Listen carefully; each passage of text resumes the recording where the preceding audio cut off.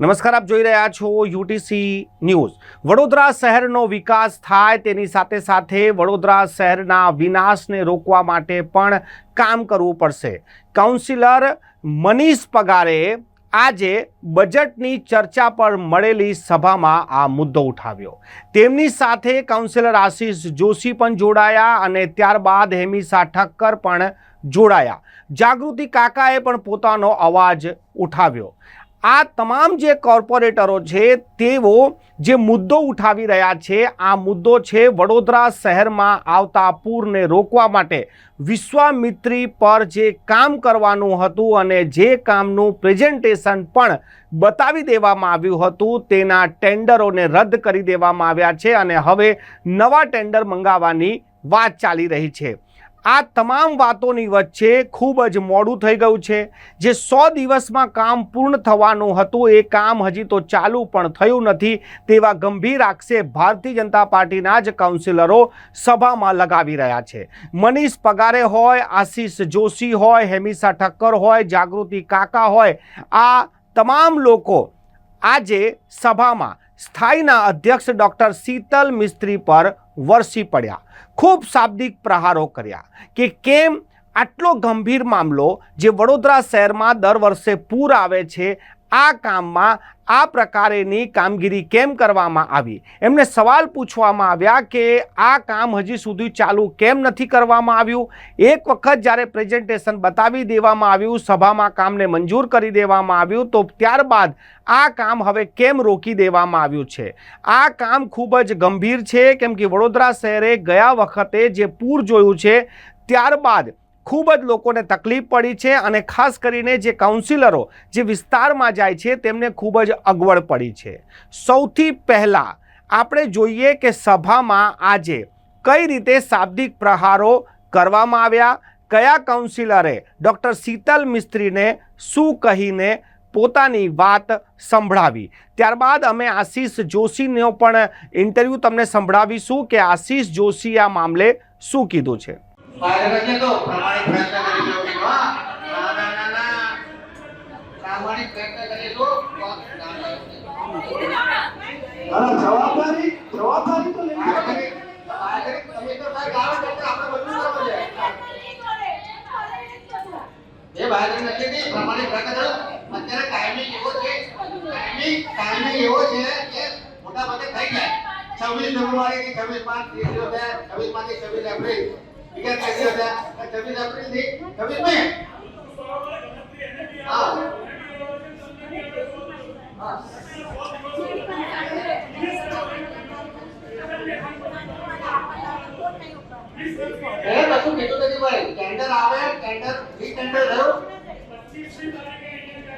તમારો કહેવાનો તો એટલો જ છે કે ગંભીર વિષય હતો, પૂરે ગંભીર વિષય હતો।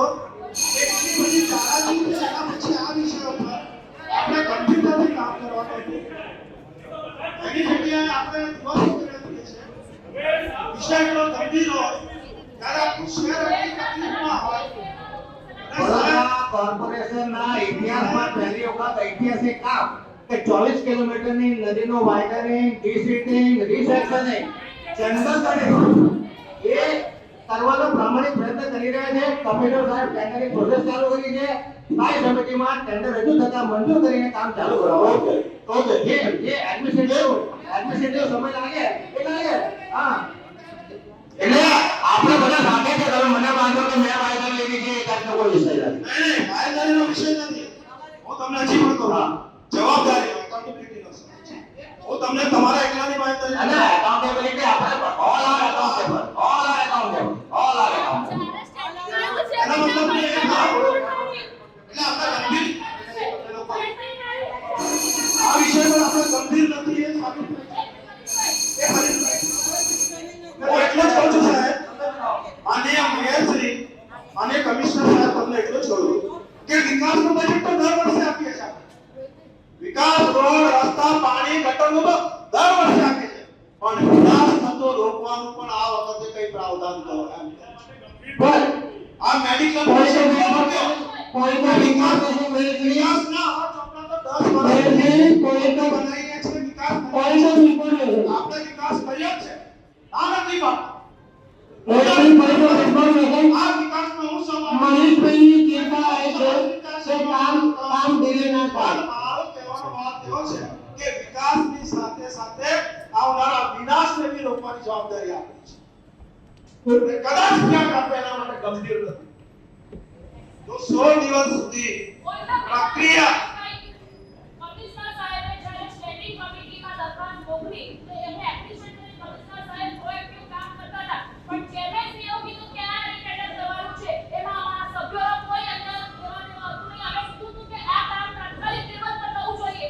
એટલે મેં કહ્યું કે કમિશનર સાહેબ હું જ્યારે બોલીશ ત્યારે બહાર કશું આપવા એટલે તલક ખુલાસો અને બીજા દિવસો બીજા આટલા સો કરવાના. અને આ વિષય પર વડોદરા શહેરના લોકોની સલામતીનો વિષય હોય, આવું મોટી વિષય હોય, ત્યારે કોઈ પણ વસ્તુ જોવામાં આવે નહીં. એ લોકોના કામ કરવા માટે અમે તત્પર જ છીએ. અને સ્ટેન્ડિંગ કમિટી બી અમે કીધું હતું કે આ કામગીરી કરવી જોઈએ, પણ ચેરમેન સાહેબે કીધું કે રીટેન્ડર થશે. મારી તો તમને એટલી જ અને રિક્વેસ્ટ છે આ દિવસમાં આપણે જે કામગીરી કરવી હોય કે જે સમય ગયો જે સમય બેઠા એ પાછો આવવાનો. આપણે સભ્ય કે કીધું પણ મારી એટલી તમને હાથ જોડીને વિનંતી છે કે આ જેટલું વહેલું બને એટલું આ પૂર્ણલક્ષી કામ કરો.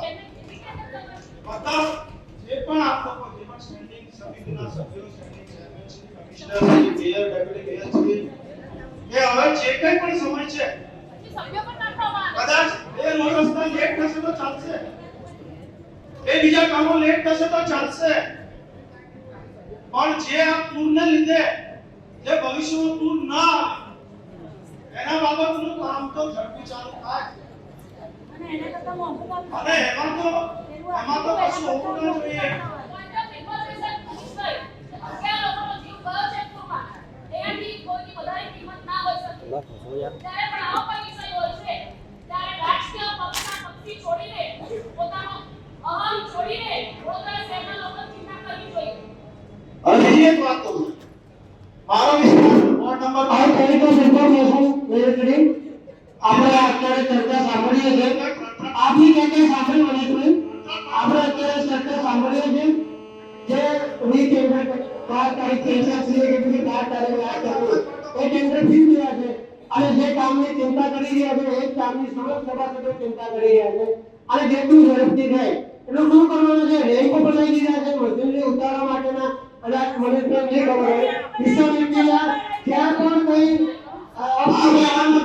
એ આઈડેન્ટિટી થઈ ગયા છે તો એના જે પ્રી વર્ક છે આપણે કર્યા છે જેવું ધકાતાવ છે સ્કેનિંગ છે અને સારી સ્કેનિંગ છે દરેક કામો મંજૂર કરે છે તો એને પણ ઝડપી મંજૂર કરશે.